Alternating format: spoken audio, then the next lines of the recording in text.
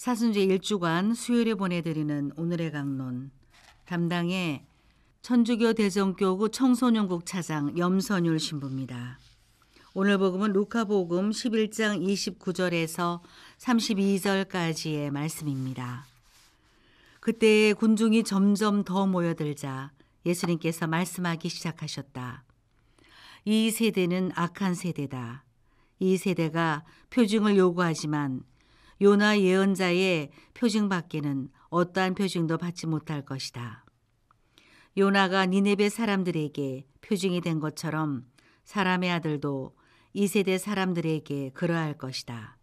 심판 때에 남방 여왕이 이 세대 사람들과 함께 되살아나 이 세대 사람들을 단죄할 것이다. 그 여왕이 솔로몬의 지혜를 들으려고 땅 끝에서 왔기 때문이다. 그러나 보라, 솔로몬보다 더 큰 이가 여기에 있다. 심판 때에 니네베 사람들이 이 세대와 함께 다시 살아나 이 세대를 단죄할 것이다. 그들이 요나의 설교를 듣고 회개하였기 때문이다. 그러나 보라, 요나보다 더 큰 이가 여기에 있다. 대전 가톨릭 평화방송 애청자 여러분, 안녕하십니까? 오늘 일독서 말씀인 요나서에는 두 가지 마음이 있습니다. 하나는 니네베 사람들을 사랑하시는 하느님의 마음이고, 또 다른 하나는 니네베 사람들을 용서해 주신 하느님께 심통이 난 요나의 마음입니다. 오늘 독서에 나오진 않지만 바로 이어지는 다음 구절은 다음과 같습니다. 요나는 이 일이 매우 언짢아서 화가 났다. 그럼 오늘 예수님께서 이 세대는 악한 세대다 하고 말씀하실 때는 어떤 마음이셨을까요? 요나의 마음이 아닌 하느님의 마음, 비난이 아닌 사랑과 자비의 말씀으로 이는 루카복음 6장에 잘 드러납니다. 너희는 원수를 사랑하여라. 그에게 잘해주고 아무것도 바라지 말고 꾸어주어라. 그러면 너희가 받을 상이 클 것이다. 그리고 너희는 지극히 높으신 분의 자녀가 될 것이다.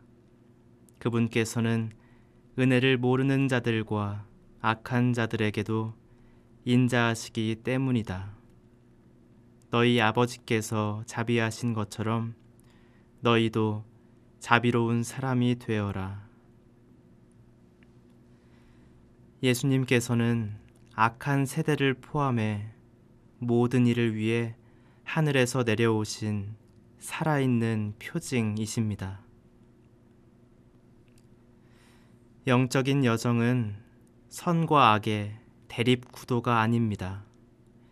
오히려 죄인을 사랑하기 위한 여정이며 죄를 미워하지만 죄인을 미워하진 않습니다. 죄인을 사랑하지 못한 요나의 마음 안에는 화가 가득하고 하느님의 처사에 불만을 가질 수밖에 없습니다.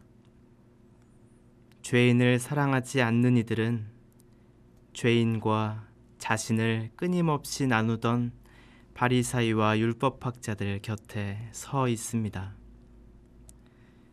그러나 예수님께서는 십자가에서 죄인의 모습으로 돌아가시어 당신이 누구를 사랑하시는지 드러내십니다.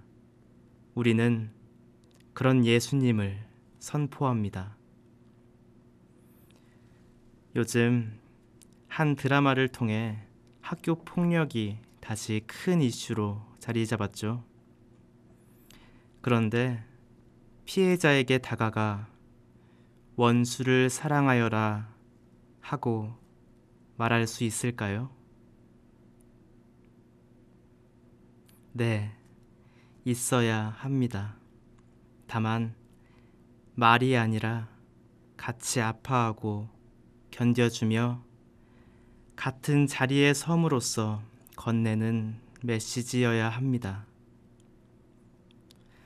어쩌면 하느님께서 요나와 아웅다웅 하는 듯한 모습으로 끝까지 옆에 계시는 건 요나를 꼭 붙잡고 계시기 때문인지도 모릅니다. 요나가 당신을 다시 맞잡을 때까지. 예수님께서는 당신을 보고 또 함께 지내도록 우리를 초대하십니다. 특히 때때로 매우 언짢아서 화가 난 우리를 부르십니다. 저는 확신합니다.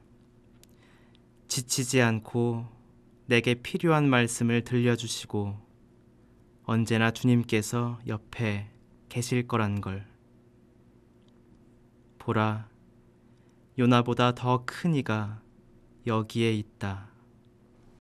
오늘의 강론, 지금까지 담당해 천주교 대전교구 청소년국 차장 염선율 신부였습니다. 내일도 염선율 신부의 강론이 계속됩니다.